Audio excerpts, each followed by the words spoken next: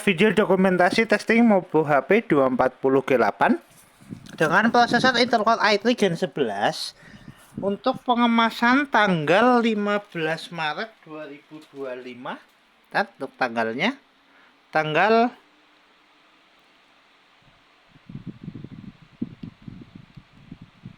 15 Maret 2025.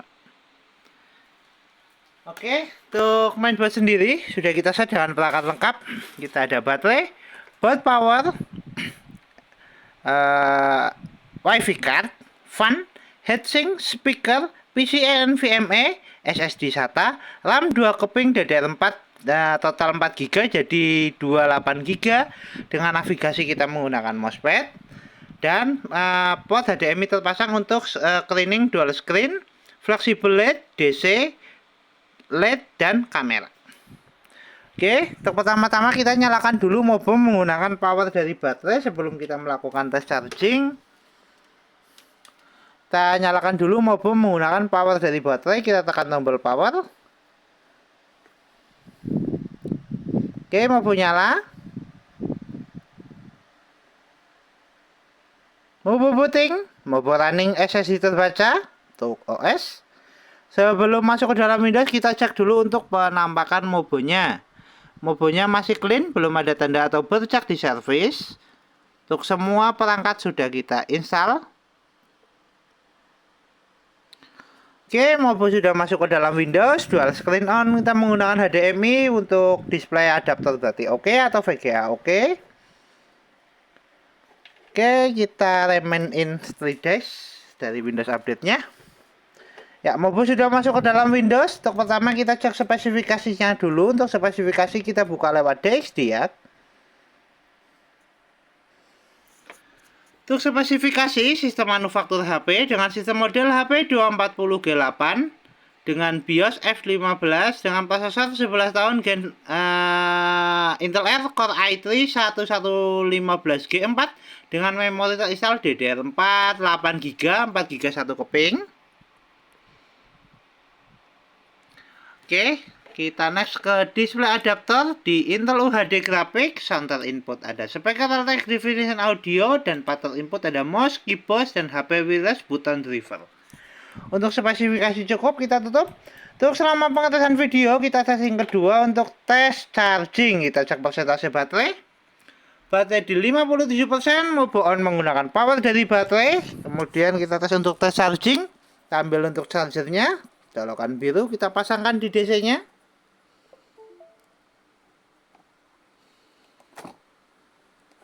Oke, indikator cas nyala. Notifikasi cas masuk. Kita tutup dulu. Kemudian kita tes untuk fungsional yang lain. Kemudian kita tes untuk fungsional audio atau speaker.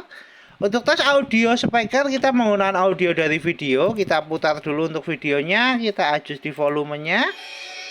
Speaker bunyi. Kita adjust volume.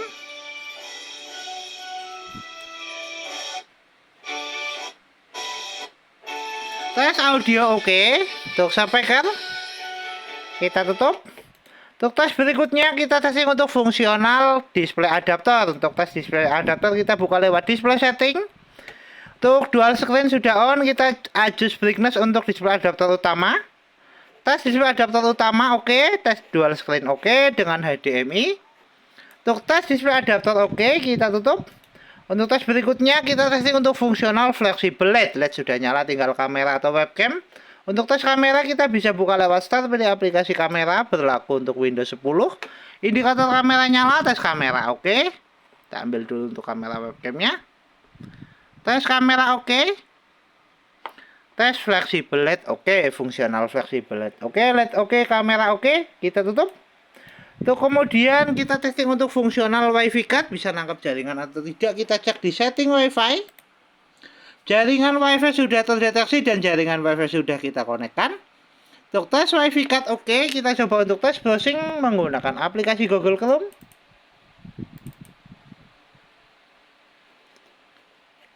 Kita mengerti, kita searching YouTube. Tes browsing oke, tes wifi card oke. Coba kita move ke gambar. Kita fullkan. Ya, tes browsing oke, tes jaringan oke, tes wifi card oke. Kita tutup.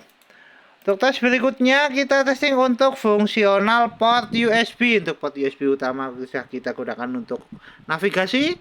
Port USB dari HDMI juga sudah kita gunakan untuk monitor. Kemudian kita tes untuk port USB yang satunya, kita membuka lewat file explorer. Pilih disk PC.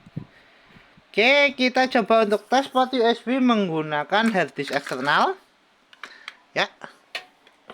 Kita pasangkan dulu untuk port USB di port eksternalnya.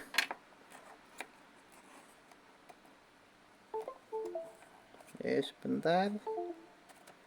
Port USB terpasang. SSD terbaca. Kita eject.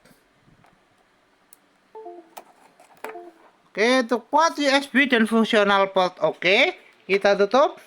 Kemudian kita cek untuk penyimpanan utama di mainboard, ada dual disk harusnya. Kita bisa cek di lewat start, pilih disk management. Pilih disk management. Kita full screen kan.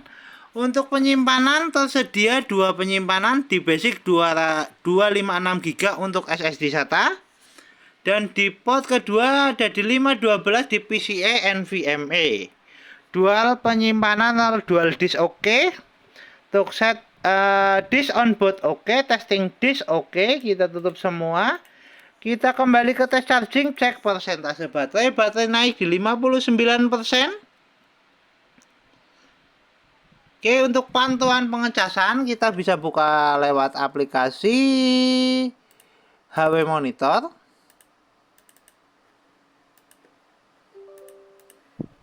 Kita buku dulu untuk aplikasinya. Kita paskan dulu. Kita cek di current capacity-nya. Kita pantau untuk pengecasannya. Baterai naik di 60%. Kita buka HW Monitor di current capacity 21546 mWh. Baterai di 60%. Kita pantau untuk kenaikan pengecasan.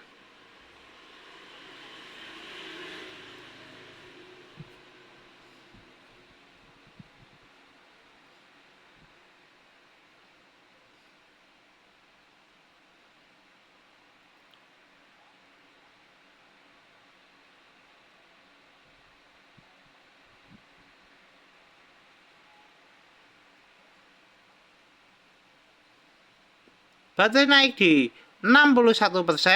Baterai di current capacity 21897 mWh. Kita buka di 21546 mWh. Untuk tes pengecasan oke. Kita tutup untuk aplikasi monitor untuk pengecasan.